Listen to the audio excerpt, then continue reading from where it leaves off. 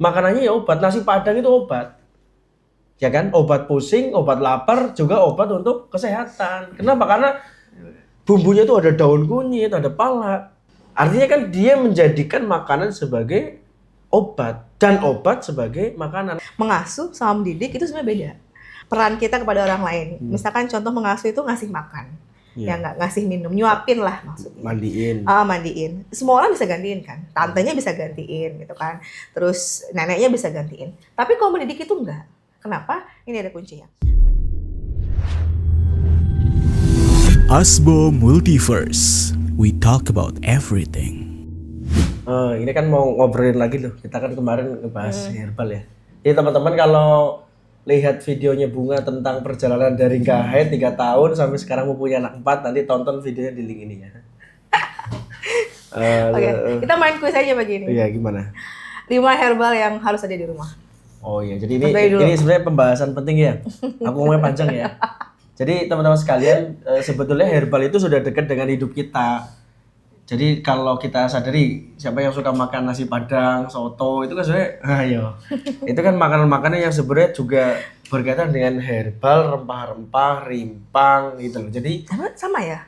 Ya herbal rempah itu kan satu kegunaannya itu. Jadi yang namanya herbal, rimpah, rempah-rempah itu bisa digunakan untuk bumbu masakan. Apalagi orang Indonesia kan ya. Coba kalau kita di Eropa itu makannya kan gak enak, makan anyep gitu. Kalau bahasanya kurang medok gitu kan gitu. Jadi kalau bumbunya medok, nah berarti kan artinya makannya banyak rempah-rempah. Jadi rempah-rempah itu ada kapulaga, ada lada, ada kunyit, ada jahe, ada daun salam, ada bawang putih, bawang merah, cabai. Itu juga ya bahan makanan yang punya fungsional sebagai fitofarmaka alias juga bisa digunakan sebagai alternatif untuk pengobatan. Makanya kalau kita misalnya batuk nih, teman-teman yang batuk ya, selain minum madu nih, Asbo punya madu rohani, madu mentah, madu dari hutan belantara, itu ngunyah daun sirih. Jadi kalau dulu kakek nenek kita ngunyah daun sirih itu daun sirih kunyah aja, minum madu, minum air putih, ini langsung logro, ditelan. Satu aja. Abis kunyah ditelan? Iya. Itu langsung semriwing itu. Jadi daun sirih itu rasanya pedes seperti lada. Makanya orang-orang India ini ya yang suka nonton konten video itu salah satunya tuh suka makan daun sirih. Itu salah satu yang harus ada di rumah juga, harus ada madu gitu itu. Jadi herbal yang wajib ada di rumah itu satu ada kunyit, jahe, ya, kemudian ketumbar. Jadi kalau Anda kok agak sedikit kaku-kaku ini, jadi ketumbar itu dibuat teh di situ. Itu bagus banget untuk mengatasi masalah berkaitan dengan darah, itu ketumbar. Jadi itu wajib tuh. Itu sih kalau misalkan ini. Jadi mungkin bisa cerita Bunga pengalaman berkaitan herbal. Apa kamu nggak ngerti herbal? Jangan-jangan. ngerti temu kunci nggak? Ngerti temu ireng nggak?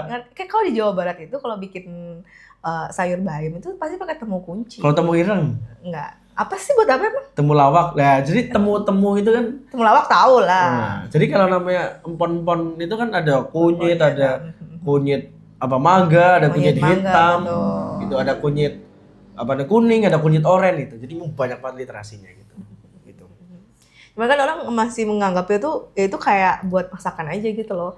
Nggak ada yang ngasih tahu tuh, nggak ada yang kepikiran gitu kali ya, atau nggak ada ilmunya kalau itu tuh bisa jadi kayak pertolongan pertama gitu. Karena kalau orang sakit gitu ya, bukan sakit yang emergency gitu ya, bukan yang misalkan patah tulang atau apa gitu, bukan satu hal yang sifatnya emergency itu kan, misalkan kayak sakit batuk gitu ya, atau bahkan kayak hipertensi kayak gitu sendiri kan, ada perjalanannya kan, ada journey-nya gitu. Dia nggak mungkin tiba-tiba hari ini sehat, besok langsung batuk sampai ngokol kan nggak mungkin.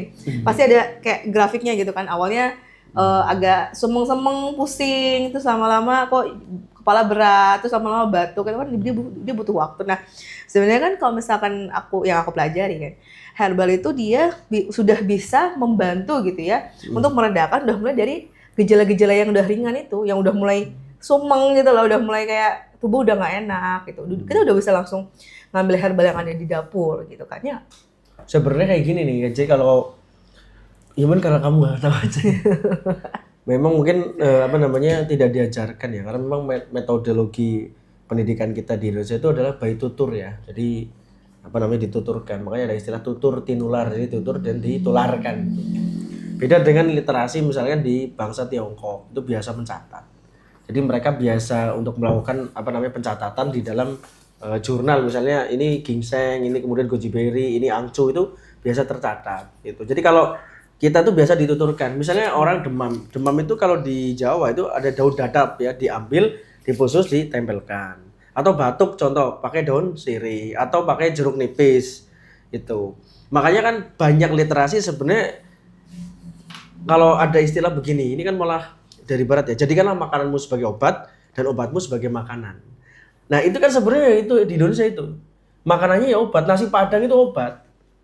Ya kan? Obat pusing, obat lapar, juga obat untuk kesehatan. Kenapa? Karena bumbunya itu ada daun kunyit, ada pala, gitu kan? Ada merica. Ada aneka rempah-rempah yang itu hangat di badan sebenarnya. Artinya kan dia menjadikan makanan sebagai obat dan obat sebagai makanan. Kalau makananmu itu tidak sebagai obat, ya kamu siap minum obat seumur hidup, obat kimia maksudnya gitu. Makanya biasakan kalau misalnya kita bikin masakan itu yang banyak bumbunya, kasih macam-macam tuh, kasih kayu manis, kasih lada, kasih kunyit, kasih jahe itu, ya. Jadi akan daya tahan tubuh akan kuat. Jadi jangan bikin ditaburi garam doang atau penyedap itu kayak makan sedikit udah bagiku kurang enak, daging enaknya dibuat rendang itu gitu kan loh. ala ya Eropa yang dan Amerika yang Fine dining itu kan gitu. Nggak ada rasanya kan. Iya. Sarapan pagi tuh pakai roti sama yogurt ya asrep. Siapa yang cocok? Kalau saya nggak cocok. Nyatanya nyotong aja. Iya, cocok. Makan soto kan lebih seger kan. Coba di dalam soto tuh kuahnya udah kuah kaldu, ditambah lagi daun salam, lengkuas, jahe, lada. Ya, ada rempah-rempah yang lain, bawang merah, bawang putih, tambah sambel, kan mantap gitu loh. Jadi gitu. Udah ada proteinnya juga kan? Ada dagingnya, ada ayamnya, ada telur, ditambahin kita telur satu utuh juga kan. Jadinya kan sehat gitu loh. Nah, cuman kan sebenarnya kita juga mengalami invasi makanan juga ya. Yes. Terutama makanan-makanan yang street food itu atau junk food itu kayak pizza, kayak mie instan. Itu kan sebenarnya bukan lokali gitu. Iya, bukan lokali. Coba kalau kita kulineran yang lokal itu contohnya apa? Contohnya adalah pedesan sapi, soto ya. Soto aja kan beragam loh, dari ujung Pulau Jawa sampai ujung lagi baratnya gitu kan, dari ujung Banten sampai Surabaya itu sotonya kan beragam. Beda. Ada soto Bandung, terus soto Bandung kan jadinya kering.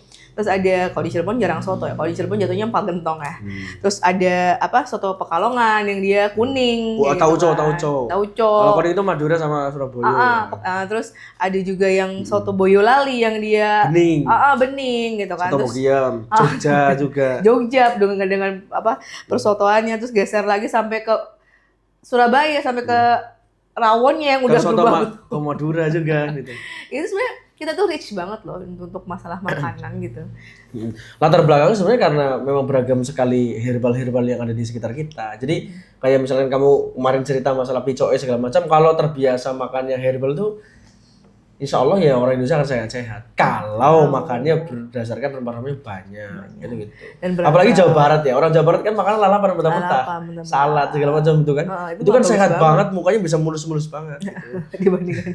Dibandingkan kebanyakan makan coklat, donat, martabak kan gitu. Makanya ini jerawatan mulu. Bagi sekarang tahun 2002, mulai dari beberapa tahun yang lalu ya, kita udah kena invasi kopi susu itu kan. Yang sebenarnya itu bukan kopi kan. Ya maksudnya ya kopi dan susu gitu. Tapi kan dominan susunya, jadi jatuhnya tuh kecanduannya bukan kecanduan ngopi, kecanduan susu dan gulanya. Makanya kalau teman-teman mau ngopi, nah ini seperti ketika psikologi, kita ada kopi arabikanya enak banget yang full wash itu. Karena aslinya tuh kan kopi tuh dia pahit. Ya itu aja kan kayak aku bilang. Sesuatu yang pahit itu nggak bisa dilupakan. Jadi jangan sesuatu yang manis yang nggak dilupakan. Kalau manis gampang lupa ya kan.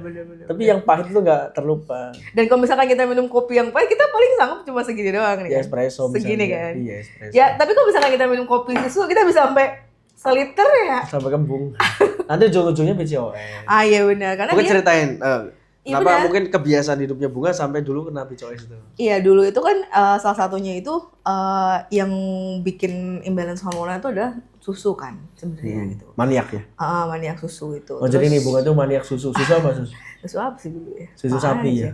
Iya, bukan yang fresh milk gitu kan. Terus dia dairy lah. Dairy, dan dia yang ke arah gula yang cenderungnya rasanya manis kan. Kayak gitu. Dan nggak heran kalau misalkan sekarang 2024, 2025 kan kayak udah dari tahun 2020-an deh. Dulu itu ya, waktu aku awal-awal PCOS itu masih ada kayak banyak banget komunitas-komunitas kayak di Facebook gitu kan atau di mana kayak gitu dia sharing tentang PCOS itu masih jarang banget. Cuma 1, 2, 3 orang yang mau sharing panjang-panjang. Sekarang tuh udah banyak banget. Bahkan ada komunitasnya. Siapa yang Anda ikut komunitas PCOS? PCO ini. karena kan banyak yang Apa sharing dulu gitu namanya kan. ada komunitasnya? PCOS Fighter, terus ada Fighter. kayak Fighter itu ya. PCOS Survivor kayak gitu-gitulah. Gitu. Ada yang sampai harus TTC itu trying to conceive gitu. Mencoba untuk program hamilnya tuh ada yang sampai 7 tahun, ada yang 10 tahun, kayak gitu kan. Dan kalau sekarang tuh PCOS tuh lebih common banget gitu loh. Sangat sangat umum sekali gitu loh ditemukan. Jadi memang udah sangat bergeser banget gitu. Makanya mungkin nanti kita bisa bikin podcast tentang kita ngobrol ke depannya itu kayaknya angka kelahiran itu kayaknya sudah mulai akan menurun deh. Bukan hanya dari ada banyak pemikiran atau pemahaman bahwa kayaknya 1 anak cukup, 2 anak cukup kayak gitu kan. Dengan adanya ekonomi yang semakin mahal, inflasi segala macam, tapi juga dari sisi suami istrinya juga ya tadi mereka butuh effort lebih. Kalau zaman dulu bahasanya ya nikah Januari, Februari itu hamil. Sebenarnya kan gini nih, kalau dari kajian demografi ya sebenarnya penurunan itu nanti setelah 2035 itu. Jadi sekarang sampai 2035 memang ada bonus demografi, ledakan penduduk. Tapi setelah itu nanti akan terjadi decline. Jadi kita akan sekarang contoh kita ngelihat deh usia pernikahan aja kan udah makin mundur. Kalau dulu kan usia pernikahan bisa 20-an itu atau sebelum 20 kan. Sekarang kan rata-rata 30-an, di atas 30 kan. Kalau usia pernikahannya udah mundur, punya anaknya juga kan akhirnya lebih usia pernikahan apa usia pada saat dia menikah? Saat menikah. Oh, saat menikahnya. Iya. Jadi gitu. Maksudnya sekarang banyak berkarir dulu, sekolah dulu kan, S2 dulu, S3 dulu. Sampai kan udah 30 kan, baru nikah. Jadi banyak sekarang atau mendekati 30 baru nikah. Kalau dulu 20-an udah pernah nikah. Nah, ini juga berbanding lurus dengan nanti jumlah punya anak. Makanya kalau kita lihat orang dulu kan anaknya banyak gitu. Ada anaknya 10, 12 ya gitu. Tren dulu itu biasanya perempuan itu kan misalkan umur 20 kan baru lulus tuh. Biasanya kalau yang aku lihat ya trennya itu dulu tuh nikah dengan yang 10 tahun di atasnya. Jadi perempuan. Laki-lakinya itu sudah umur 30 hanya sudah matang gitu. Sudah punya pekerjaan, sudah settle. Sekarang banyak yang perempuan yang lebih tua, lakinya muda. Atau kan mereka seumuran gitu. Kita aja beda beberapa tahun gitu. Iya, beda 3 tahun. Iya. Maksudnya itu laki-laki sudah settle. Nah, terus akhirnya perempuannya karena masih umur 20 kan masih labil. Ya, saya belum labil. Dimong lah ya. Maksudnya masih reproduktifnya masih tinggi banget. Akhirnya dari umur 20 sampai umur ke 35 aja ada 15 tahun bisa punya anak 5 tuh easy gitu. Sementara kalau udah nikah 30 ke 35 kan di atasnya sekarang udah high risk banget. Jadi obrolan kita beragam banget nggak sih? Kita ngomongin tiba-tiba ngomongin pernikahan. Atau kita mau bahas pernikahan aja gimana nih? Kita apa aja kan nyambung kayak gitu. Nah, ini problem dari pernikahan apa sih? Kan kamu dulu pernah bikin Iya. Aku masuk orang yang concern banget sih dunia pernikahan. Salah jurusan dulu kayaknya emang. Ya enggak juga kan, kedokteran itu kan sebenarnya kan aplikasi kan, bukan sains kan? Bukan. Jadi kalau biologi itu sains, fisika itu sains tuh. STEM lah ya. Jadi kalau kedokteran lebih ke aplikator. Ya mungkin cerita dulu kenapa kemudian tertarik pada dunia pernikahan gitu. Pernikahan parenting gitu. Dulu tuh, aku juga nggak tahu tuh dulu sambet apa ya. Karena ya enggak, maksudnya inspirasinya dari mana? Dulu tuh kalau mencari inspirasinya Bu Eli Risman ya. Bu Eli Risman kan dulu. Jadi terima kasih Bu Eli Risman. Kita muridnya ya. Dulu itu dalam tanda kutip ngejar jadwal Bu Eli Risman tuh kemana-mana. Bandung, Jakarta, Surabaya dikejar tuh waktu Bu Eli Risman. Pelatihannya ya?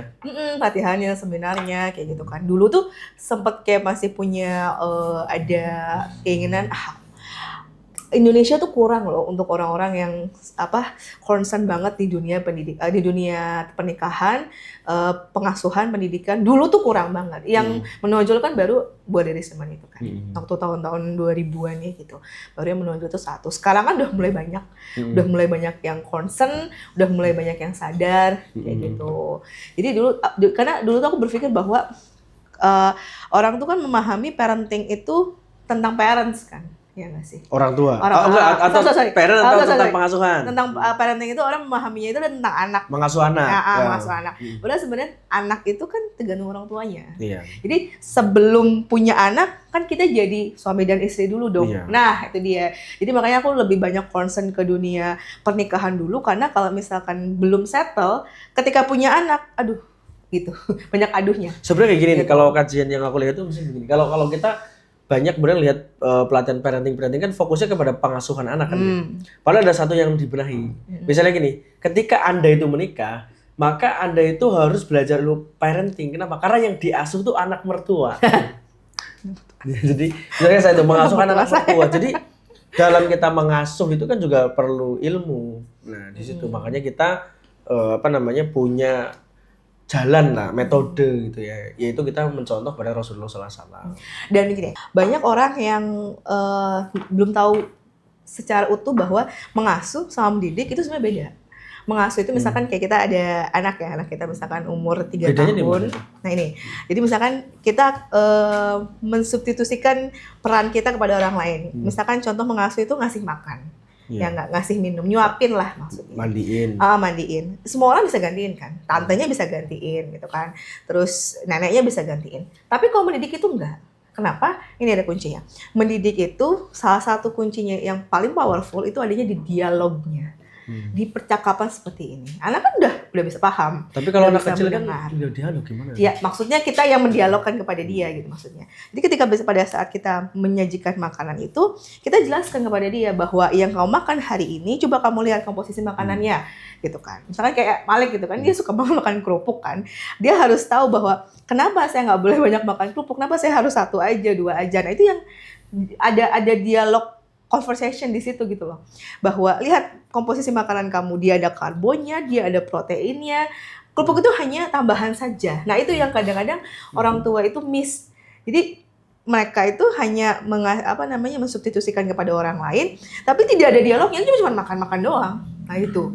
Padahal setiap prosesnya itu harusnya ada pendidikan di situ. Lihat makananmu, dia ada karbonya, dia ada sayurnya, dia ada proteinnya. Yang kamu makan ini dulu, gitu loh. Karena kalau anak kita orang dewasa aja, kalau udah kena protein 1 telur utuh aja langsung kenyang, ya nggak. Jadi jangan sampai yang habis duluan kerupuknya. Itu adalah contoh kecil dari berbagai macam. Ini menarik ya, saya mau highlight tadi ya. Setiap prosesnya itu harus ada pendidikan. Tuh. Ini kalau misalnya kita ngelihat dari konsep pendidikan daripada sahabat Nabi ya, Ali bin Abi Thalib itu pernah mengatakan begini.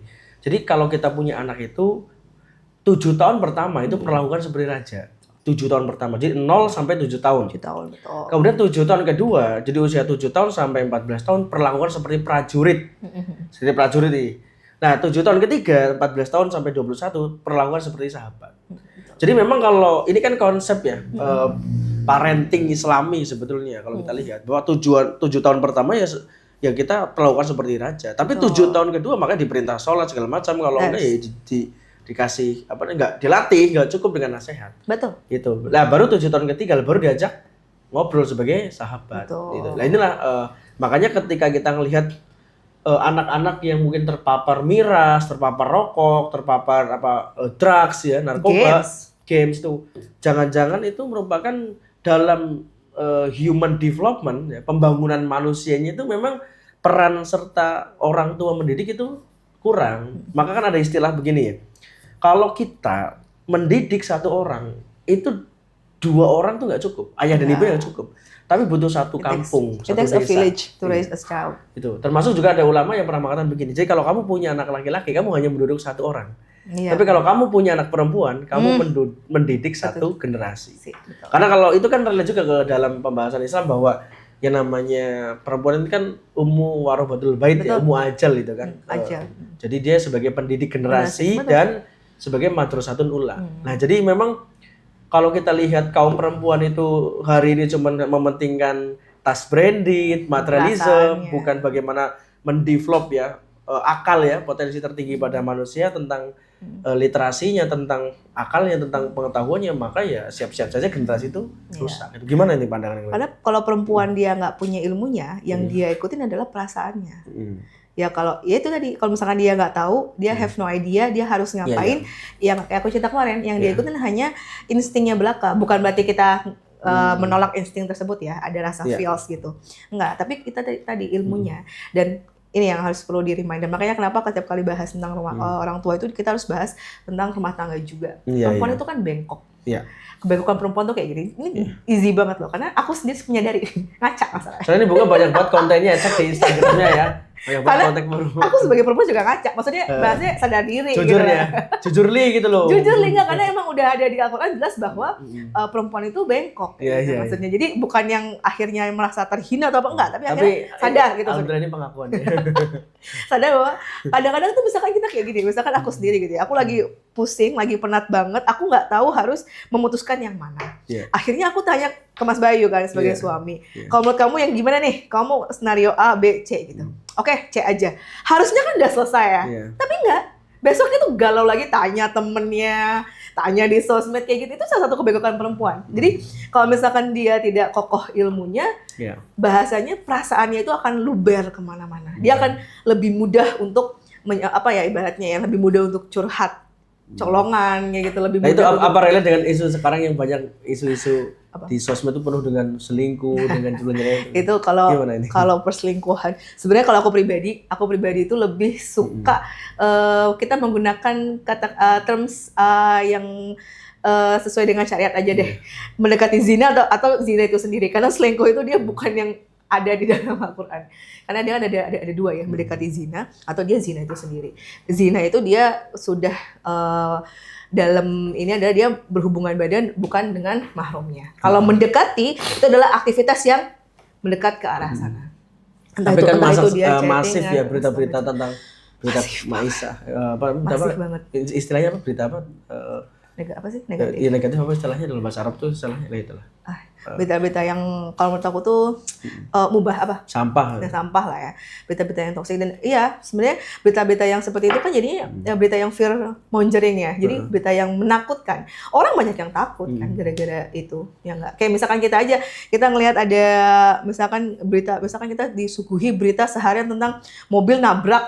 Ya ketika pada saat kita mau bawa mobil kan kita pasti terbawa. Efek psikologis aja sih. Ada efek bener. Gitu. Itu memang ruang digital kita memang lebih banyak berisi hal-hal yang kayak gitu, itu negatif. Jadi makanya melalui obrolan ini mudah-mudahan bisa algoritmanya itu bukan algoritma yang mengarah kepada hal-hal yang kemudian tidak adanya nilai-nilai Islam kan gitu. Jadi gitu. Nah, tadi ngomongin masalah ini ya. Jadi malah bahas rumah tangga tapi enggak apa-apa. Jadi kalau pandangan saya tuh begini. Jadi keluarga itu harus sebagai center of gravity. Bahkan ini pernah aku bahas di channel Bayu Baik ya di YouTube tuh. Jadi center of gravity adalah bahwa yang namanya sukses itu ada di rumah.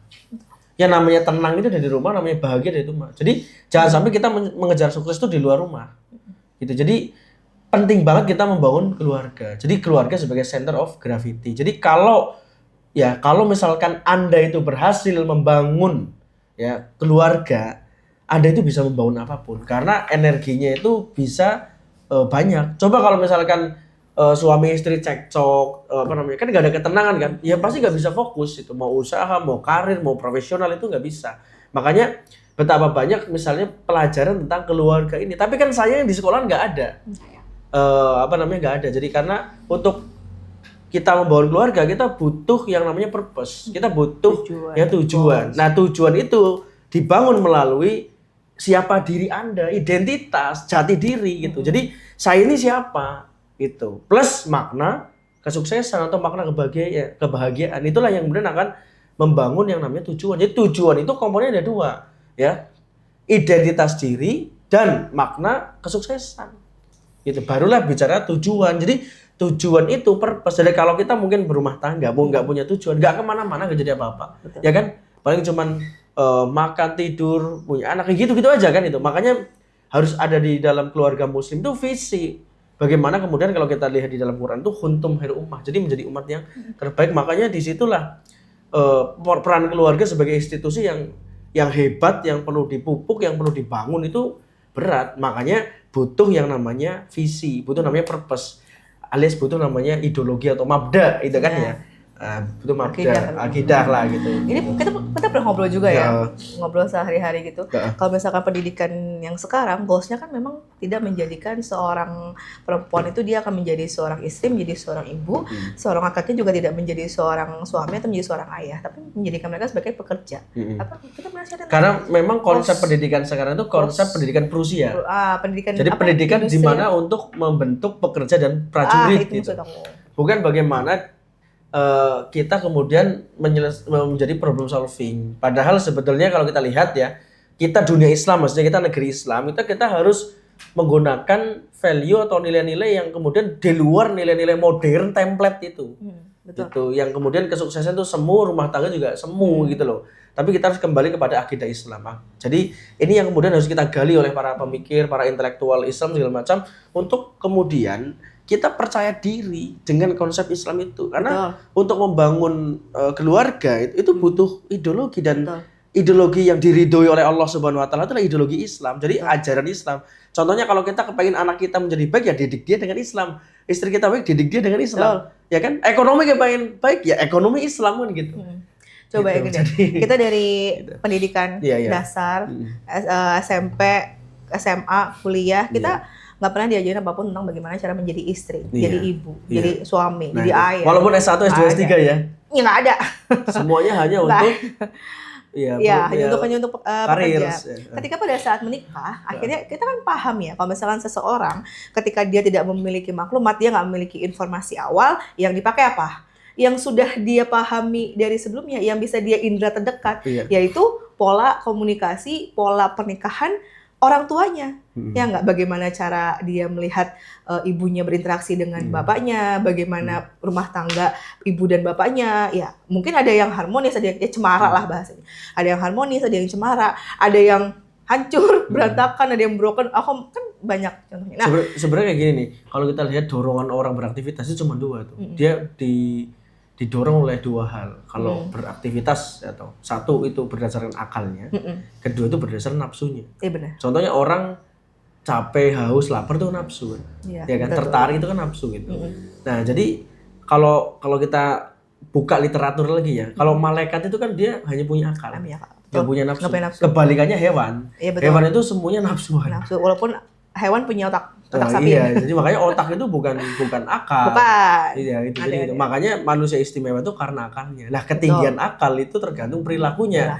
Nah, perilaku itulah yang kemudian jiwa itu yang biasa terlatih. Makanya kalau di dalam konsep Islam itu ada namanya nafsiyah, ada namanya kita kemudian sholat, puasa, zakat. Makanya jelaskan inna sholata tanha anil fahsyi wal munkar itu kan itu mengendalikan jiwa kita. Jadi apa jadinya kalau tidak ada ideologi atau tidak ada akidah kan gitu. Jadi makanya Islam itu beda dengan agama yang lain. Dia akidah ruhiyah, wasiasah. Jadi akidah ruhiyah, spiritual berkaitan dengan surga neraka, pahala, siksa, ibadah ya seperti sholat, puasa, zakat, haji, plus juga siasah yaitu sistem sosial, sistem ekonomi, sistem politik, pemerintahan, jihad, hubungan luar negeri itu juga berkaitan dengan Islam. Jadi Islam itu beda dengan agama-agama kalau kita mau kaji lebih lanjut. Jadi sangat sempurna karena Islam mengatur dari cara kita cebok sampai urusan negara ini kan. Nah, jadi hebat banget itu. Jadi gitu. Misalnya masalah nanam pohon itu di Islam juga dianjurkan Nabi sallallahu alaihi wasallam gitu kan gitu. Jadi itu. Jadi ini hari ini yang kemudian literatur itu mulai hilang karena sekulerisme sih sebenarnya ya. Jadi orang itu memang menolak agama gitu. Jadi nggak mau. Lah itu kan dengan sadar dia nggak mau. Ya bagi kita kan menurutnya kurang ya tolol lah gitu. Lanjut ya. Iya. Jadi akhirnya masuk ke dunia pernikahan juga. Makanya sekarang kita udah mulai banyak ide-ide aku nggak usah nikah aja daripada aku nikah menyakiti orang. Daripada aku nikah nanti rumah tanggaku hancur. Daripada kan sebenarnya ini hanya berdasarkan dari ketakutan. Filsafat itu, khawatir asumsi ya. Jadi berdiri di bayang-bayang asumsi. Betul. Hanya dari ini aja. Padahal sebenarnya si individu tersebut bisa jadi belum tahu ilmunya. Ya enggak? Kalau misalkan manusia gitu kan, ibaratnya kita sebagai manusia, kita kan nggak pernah tahu apa yang terjadi 1 menit lagi, 5 menit lagi, 2 jam lagi. Kalau kita terus dibayang-bayangi oleh yang ketakutan-ketakutan yang tidak berdasar seperti itu, ya nggak bisa hidup dong kita. Ya enggak? Kita kan ibaratnya ya kita sebagai orang muslim ya, kita harus itu makanya pentingnya kita itu mengambil Islam sebagai akidah kita. Maka itu sebagai ideologi sebagai ideologi, sebagai way of life, sebagai sudut pandang kita dan kita bagaimana melakukan apapun yang ada di kehidupan ini gitu. Jadi banyak orang yang ketika mereka menikah itu mereka nggak mau ngambil Islam, nggak tahu yang diambil akidah apa. Akhirnya tengah jalan mandek gitu kan. Islamnya hanya sekedar rutinitas biasa aja, hanya kerudungnya aja, pemahamannya tidak. Perilakunya juga enggak, tengah jalan macet gitu kan. Macetnya itu karena sebenarnya simpel jawabannya, kadang nggak paham ilmunya. Padahal ilmu tentang rumah tangga itu udah kelar kan bisa. Makanya ini sebenarnya kalau mau disimpulkan kita bahas visi misi pernikahan ya. Penting nggak sih sebenarnya visi misi pernikahan itu? Penting. Terus gimana? Visi tujuan kita mau kemana? Karena banyak orang yang udah rumah tangga ya sudah 5 tahun, 10 tahun. Lama-lama tuh mati rasa. Banyak nih kasus-kasus begini. Apalagi suaminya biasanya kejadian kalau udah punya anak kedua, terus hampa gitu ya. Terus gimana? Punya anak itu kan dalam tanda kutip aktivitasnya kan berubah. Iya.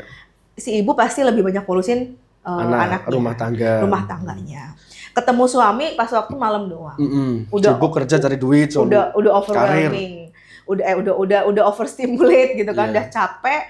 Udah bahasanya tuh udah nggak mau disentuh sama suaminya karena udah capek gitu, udah malam juga. Besoknya kayak gitu lagi, keulang. Jadi hampa, nggak ada rasanya. Udah lupa bagaimana caranya menjadi suami dan istri kayak gitu kan.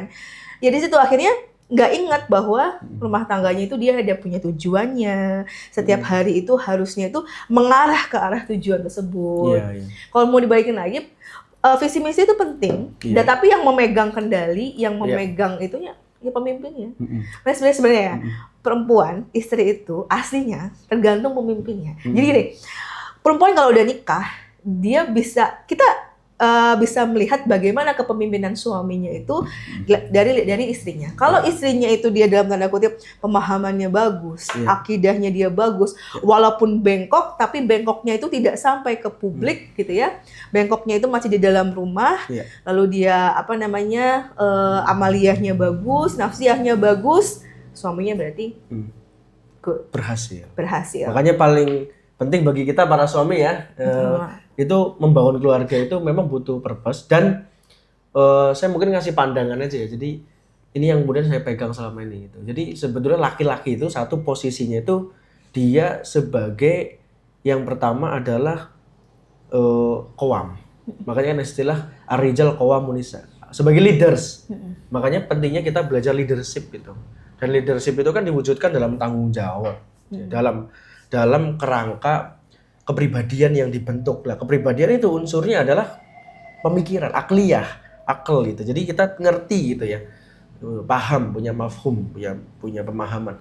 Kemudian yang kedua adalah kita itu laki-laki sebagai tolabul ilm, penuntut ilmu. Kalau kita nggak nuntut ilmu nanti hambar tuh pernikahan itu.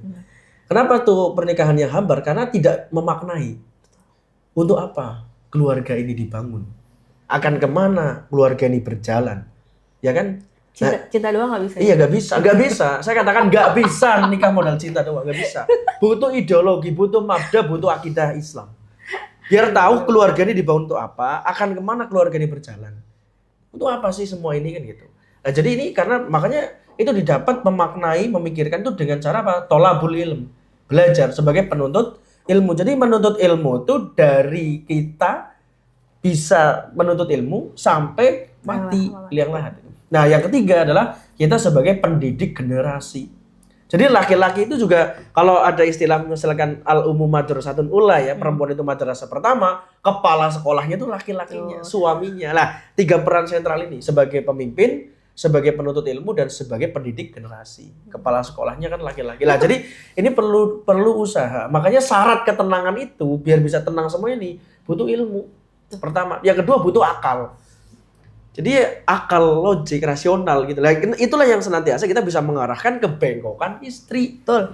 Gitu. Jadi memang selalu ngobrol, selalu thinking time, quality time segala macam kita membicarakan. Misalkan membicarakan finansial keluarga, pendidikan anak, apalagi. Jadi bukan hanya bicara makan ataupun hedonis saja, liburan, hura-hura. Tapi visi misi pernikahan itu yang harus Ada. Sekarang tuh lagi musim kan kayak Gimana? couple time, me time. Tapi kok cuma couple time, me time cuma pindah tempat doang aja, kayak misalkan kita di Jogja, kita me time di Singapura tanpa ada dialog yang berarti. Iya. Kan nggak ini. Itu ya, bengkoknya perempuan tuh kalau nggak dilurusin ya bengkok terus. Iya. Nah, makanya gitu, laki-laki sebagai leader, sebagai qawamah. Betul. Ya itu tanggung jawabnya tinggi. Nah, termasuk perempuan kan perannya juga pendidik Ya, generasi juga sama, betul. ya kan? Kemudian sebagai apa lagi? Sebagai makmum, karena Makmum. Nah, itu perempuan itu kadang ada yang nggak mau dipimpin loh. nggak mau terima ya. Iya, dinaik karena Makanya ego, makanya nafsu. nah itu dia, karena dia merasa pendidikan saya lebih tinggi. Nah, karena saya ngerasa saya lebih tahu, kamu nggak tahu apa-apa kayak gitu. Karena saya Itu kan pakai ego, pakainya kayak- adalah nafsu kan. benar. Kalau pakai akal, ya sehebat-hebatnya kamu nggak bisa hidup sendiri gitu. Iya kan? Iya kan? Nah, itu makanya Nah, gitu. harus Jadi dari- semakin pintar orang harusnya kalau pakai akal itu semakin bisa bekerja sama. jadi yang laki-laki itu harus mampu memimpin dan tanggung jawab. Yang perempuan mau dipimpin dong. Iya. Jangan laki-laki udah mau memimpin ketemu perempuan yang bengkoknya kebangetan. Dan kadang-kadang begini, banyak yang kemudian terlalu transaksional itu gimana dengan Ah, transaksional banget ya emang. Iya. Ini biasanya itu kejadiannya itu, wah ini kalau di konten aku dia udah viral tuh. Dia jadi kalau misalkan ketika misalkan aku ada kan karena gini, konten aku itu kan sebenarnya 80% itu kan tentang bahas perempuan. Iya. Karena ada kebengkokan perempuan di situ. Tonton Instagramnya Bunga siapa? Bunga Elita kalau Bunga di Rita. Kalau saya di Instagram Bayu Baik. Jadi Ini ya. ketika pada saat ada misalkan kita ketaatan kepada suami bla bla bla, itu komennya langsung suami yang gimana dulu. Itu kan jadi jatuhnya ya transaksional. Kamu baik dulu sama saya, terus saya baik sama kamu. Kayak gitu. Nah, ini makanya pentingnya kita belajar Islam.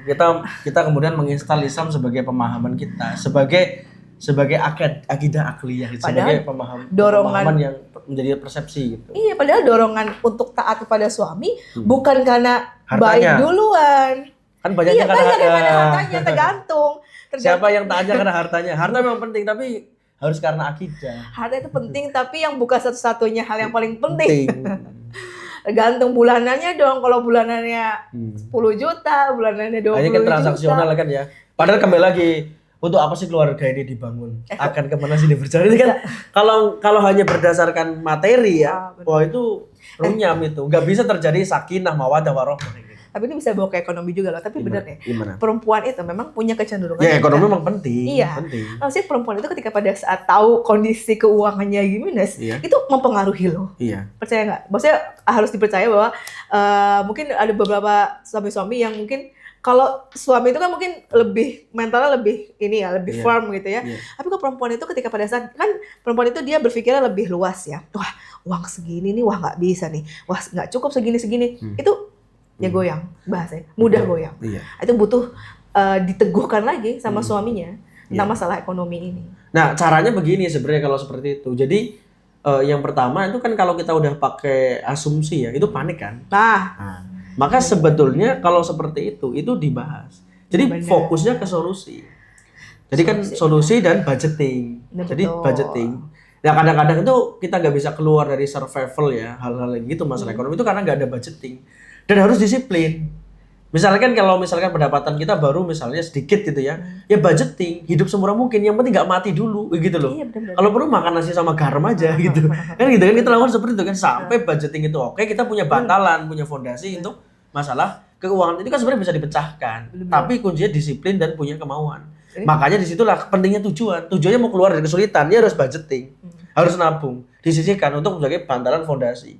Sampai punya 10 juta, 100 juta, gitu lah, baru akan ada tenang. Jadi tenang itu syaratnya ada akal. Nah ini, memahami akal ini, jangan kalut. betul. Karena segala sesuatu itu pasti ada solusi, pasti ada jalan keluarnya. Nggak ada yang nggak mungkin, Betul. semua masalah bisa diselesaikan. Nah ini harus dipegang dulu. Maka pentingnya obrolan-obrolan rumah tangga yang berkualitas itu adalah obrolan yang didasarkan kepada tolabul ilmu, kepada ilmu, belajar, learning. Terus, kenapa? Karena masalah itu bertubi-tubi terus gitu. Jadi kalau kita Tiap hari. kok ngerasa sulit, mungkin kita belajarnya belum tahu kurang, ilmunya. ya belum tahu ilmunya. Belum tahu Jadi kita alatnya. perlu memperbesar kapasitas. Kapasitas itu kayak ember, semakin diisi, kalau embernya besar muat banyak. Kalau embernya kecil dikasih banyak, ya tumpah kayak gitu. Jadi ini yang penting ya masalah kapasitas. Jadi makanya kalau berkaitan kayak itu memang saya pengen ngomong gini, perempuan itu kan tabiatnya suka dengan perhiasan, ya nggak?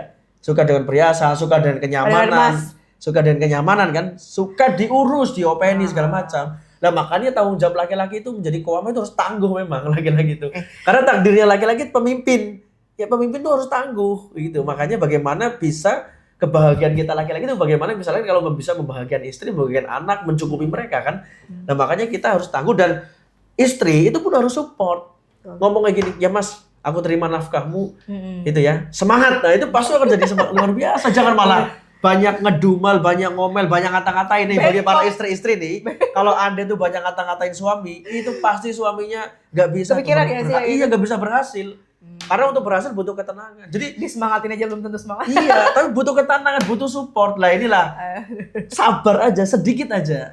Nah, sedikit aja gitu. Nanti pelan-pelan itu pasti ini. Karena apa? Hidup itu ada cycle-nya. Susah ada cycle-nya, sedih ada cycle-nya, sakit pun ada cycle-nya. Ada umurnya lah. Gak selamanya sedih terus, gak selamanya sakit terus kan ada cycle-nya. Jadi ada umurnya. Jadi ini harus pahami itu. Makanya ini butuh kedewasaan. Makanya butuh akil balik gitu. Jadi ya dia memahami dan dia juga dewasa gitu. Jadi ini penting. Jadi kalau kekhawatiran itu ya wajar karena perempuan tadi memang tabiatnya itu. Dan satu lagi ya, perempuan itu memang kan kalau secara akal itu kan tidak sebagaimana laki-laki. Betul. Dia dominan dengan perasaan. Makanya wajar ketika dia insecure, dia khawatir. Nah bagi laki-laki kayak gitu pun nggak usah kita malah jadi cekcok gitu. Dia ngomong ini nggak telan aja kalau makanya kalau istri saya ngomong itu saya dengerin aja kayak dengerin radio gitu kan. Dan suaranya enak kan gitu. Udah telan aja karena sebentar doang gitu kan gitu. Dia sebenarnya bukan lagi ngomong tapi lagi meluapkan rasa ya enggak. Nah tugas kita adalah menjadi ember aja memadahi itu. Jadi kalau kita kan ada konsep namanya buang sampah. Nih bagi teman-teman tips ya. Jadi yang ini berbagi aja. Jadi saya sama Bunga ini ya, aku baik-baik kenalin ini Bu Herlita. Kita pendiri Aspo. Aspo ini ada teh detok ya. Ini kalau herbal wajib di rumah ya saat ini. Biar suaminya nggak marah-marah terus atau istri mana minum teh detok ini. Nanti bisa tambah madu ini. Saya kasih tips ini buat teman-teman ini yang kita lakukan. Jadi ada konsep buang sampah. Betul. Jadi kadang-kadang saya kalau misalkan ini Bunga tuh lagi ngomel-ngomel, saya paham oh ini lagi buang sampah aja udah. Bener. Begitu juga ketika aku lagi marah-marah ya. Jadi itu enak ternyata ya. Mungkin cerita deh gimana. Iya, jadi kita kan sebagai perempuan tuh kita banyak yang di pikiran ya. Maksudnya kita banyak perasaan, kita banyak ngerasa-rasa nih orang gitu. Jadi dan aku sadar bahwa wah ini aku harus ada tempat ngobrol lah gitu kan, tempat cerita gitu. Jadi ya tempat cerita istri siapa lagi kalau bukan suaminya? Masa mau suami tangga mungkin juga bahaya. Haram bener kan itu. Makanya kita ada konsep buang sampah. Jadi dan pasti aku kasih tahu dulu. Ini aku mau buang sampah doang ya. Jadi tau kamu udah cuma dengerin doang aja. Aku nggak butuh solusi, nggak butuh apa. Pokoknya aku cerewet aja. Jadi lepas gitu dan itu nggak di publik ya, maksudnya di private di kamar gitu kan. Ya aku cerita lah, aku tuh begini bla bla bla bla bla bla bla mau sejam kayak 2 jam kayak. Ya tugasnya suami hanya mendengarkan tok gitu, nggak perlu sampai kayak dirasa-rasanya juga. Oh istri saya nih ternyata begini, nggak perlu juga. Makanya rumah tangga itu penting dibangun ya. Rumah tangga bisa dibangun ketika kita sudah laki-laki selesai dengan dirinya, ya, perempuan selesai dengan keinginannya, menjadi kita. Jadi emang harus harus solid, harus saling memahami gitu. Laki-laki juga kadang-kadang butuh untuk tadi support, butuh untuk dipahami gitu kan. Bukan yang oh ya udah kalau misalnya laki-laki jauh lebih kuat, biarin aja, nggak usah diiniin. Lagian ngasih duitnya berapa sih? Gitu kan. Ya kita doakan lah ya. Kita doakan mudah-mudahan orang Indonesia keluarganya berkualitas. Keluarga muslim itu menjadi keluarga yang berkualitas karena keluarga itu tempat lahirnya generasi yang hebat, generasi yang bisa memimpin peradaban lah yang gemilang itu. Dididiknya di rumah. Iya, karena 80% pendidikan itu ada di rumah. Kayak gitu. Jadi kita obrolannya ini tentang keluarga ya. Jadi mudah-mudahan bisa diambil itu. Oke, lanjut. Iya. Kalau dari bahas tentang ekonomi ya, salah satu yang pelajaran yang nggak pernah dikasih itu ya. Itu tentang masalah nafkah itu. Tentang bagaimana pemenuhan nafkah itu, bagaimana sebagai laki-laki sebenarnya berat banget loh jadi laki-laki itu. Nafkahnya bukan hanya ke istrinya. Tapi kalau misalkan punya adiknya misalkan laki-laki, terus misalkan adiknya meninggal, dia akan dalam tanda kutip menafkahi adik iparnya dan ponakannya, itu kan juga nafkah. Ya nggak kan harus menafkahi juga karena jadi laki-laki itu berat. Itu kadang-kadang tuh ya hanya jadi pelajaran fikih yang hanya berlalu aja. Kalau pandanganku kayak gini sih sebenarnya, jangan berat. Jadi misalkan aku dituntut untuk sebagai suami memberikan nafkah. Kalau di dalam pikiranku itu bahwa itu sebuah kehormatan. Jadi ini pekerjaan yang terhormat. Kalau saya mati di pekerjaan ini, syahid fisabilillah. Jadi kan selalu ngomong gitu kan. Jadi makanya gini, kalau kita sebagai laki-laki ngasih duit nih, ini duit nih buat kamu. Jangan ditanya. Jangan ditanya lagi, lu kok duitnya cepat habis? Emang berapa yang dikasih? Yang dikasih paling-paling 200.000, 2 juta kan? Coba yang dikasih ini 20M, 200M. Iya, makanya kita sebagai istri juga. Gitu. Jadi makanya ini mindset sebenarnya itu. Jadi bagaimana kita memahami bahwa yang menafkah, kewajiban itu adalah kehormatan. Ya kayak kita sholat. Kita sholat itu kan kehormatan. Ini bagi saya kehormatan. Misalnya kan ada nih deket sama presiden. Sehari ketemu 5 kali, kan kehormatan. Ya kan? Betul. Artinya ketika punya masalah bisa ngomong, Pak Presiden kita punya masalah begini. Kan bisa langsung. Nah ini sholat itu langsung dengan Allah Subhanahu Wa Taala. 5 kali sholat. Berarti kan kehormatan. Bahkan kalau ditambah lagi dengan sholat tahajud, sholat 2. Jadi kan luar biasa. Makanya kadang-kadang saya kayak gini. Ya kita memang mungkin diuji lah banyak ya. Tapi kalau kita kok kok ngerasa susah terus jangan-jangan nggak pernah berdoa gitu. Gue kadang-kadang ini jujur ya, saya kadang-kadang berdoa, ya Allah kenapa ini susah, apa tolonglah beri petunjuk, beri hidayah, berinya ilmu bagaimana menyelesaikan masalahnya. Jadi minta gitu. Jangan nggak pernah minta. Iya, jangan nggak pernah minta, nggak pernah berdoa. Makanya ngeluh aja terus dulu. ya gitu. Jadi makanya kalau kita sholat itu 5 kali itu bukan kewajiban yang memberatkan, tetapi itulah kehormatan bagi diri kita. Gitu. Jadi begitu juga dengan nafkah. Nafkah itu jangan dianggap sebagai beban. Jadi jangan pernah nanya nih, kok cepet amat duitnya habis, jangan. Jangan, ini lagi jangan. Kalau perlu kurang berapa lagi nih? Karena apa yang kita berikan untuk keluarga itu yang terbaik. Insya Allah kalaupun kita di situ mati dalam rangka untuk melaksanakan kehormatan, mati fisabilillah, matinya mati syahid insya Allah. Gitu. Jadi ini yang penting kalau kita pegang ya gitu. Ini harus ada satu sesi khusus deh buat masalah nafkah ini, karena banyak laki-laki yang berpikir bahwa mereka yang berpikir bahwa istrinya tuh numpang di hidupnya. Apa sih pemahamannya apa kayak gitu? Nah, jadi karena istrinya tidak bekerja, istrinya itu dalam tanda kutip hanya minta doang bahasanya ya, minta nafkah, minta uang gitu. Misalkan Mas transfer, Mas ini hanya minta-minta aja, akhirnya ngerasa ya istrinya gak ada gunanya, useless. Soalnya kan pemikiran yang fatal dan bukan pemikiran dari karena Islam sebagai dong. beban tadi. Iya dong. Itu nggak memahami bahwa ketika pada saat dia menafkahi istrinya itu adalah sebuah berarti benar kehormatan. Walaupun hanya 100.000 hanya untuk beli sayur aja, tapi kan ketika dia sudah mengisi perut istrinya, perut anak-anaknya, pahalanya itu sudah sedekah banget. Gitu kan. Segitu cuma sop doang, baik kalau sate.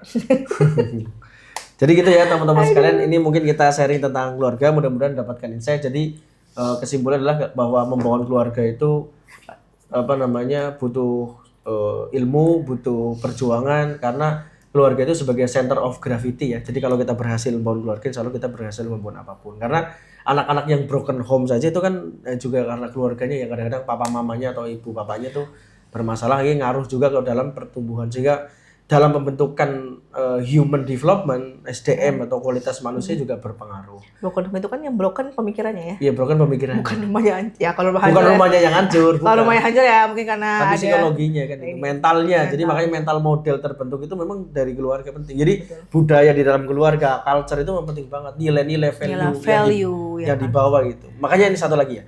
Jadi kita tuh laki-laki tuh harus menggerakkan anak istri itu dengan inspirasi. Betul. Jangan dipaksa, tapi bagaimana kita bisa menginspirasi dengan value, dengan nilai. Dan itu butuh effort yang luar biasa, karena laki-laki punya 3 peran tadi. Dia sebagai qawam, pemimpin, leaders. Dia sebagai pendidik generasi, dan dia sebagai penuntut ilmu. Jadi di saat yang bersamaan dia sebagai pemimpin, tapi di saat bersamaan dia juga sebagai seorang murid gitu. Jadi makanya perlu ngaji, perlu belajar terus-menerus, perlu cari guru gitu. Tapi jarang banget loh, nggak tahu sih, maksudnya jarang laki-laki yang banyak mau ngaji kayak gitu. Dan tanda kutip ya maksudnya. Lebih banyak itu ramai itu ya perempuan itu tadi. Karena perempuan itu kan ya kalau nggak belibet dengan perasaan, dengan ilmu ya dia akan belibet dengan perasaannya. Ya nanti ya kita berdoa semoga banyak ikhwan-ikhwan yang sudah mulai sadar gitu ya bahwa amin ya. Mencari ilmu itu lebih penting, karena dia benar tadi jadi pemimpin. Kalau jelas kalau misalkan dia nggak belajar, dia gimana caranya dia mau meluruskan kebengkokan istrinya, ia akan terus bengkok kayak gitu sampai batasan di mana dia akhirnya memaksakan kebengkokannya lalu patah dan selesai kan. Oke. Oke, itu aja ya teman-teman sekalian. Mudah-mudahan di Asbab Multiverse ini bisa berguna, bisa bernilai, bermanfaat, bermakna, berpahala. Aku baik-baik. Bung Rosadi. Barakallahu fikum. Assalamualaikum warahmatullahi wabarakatuh.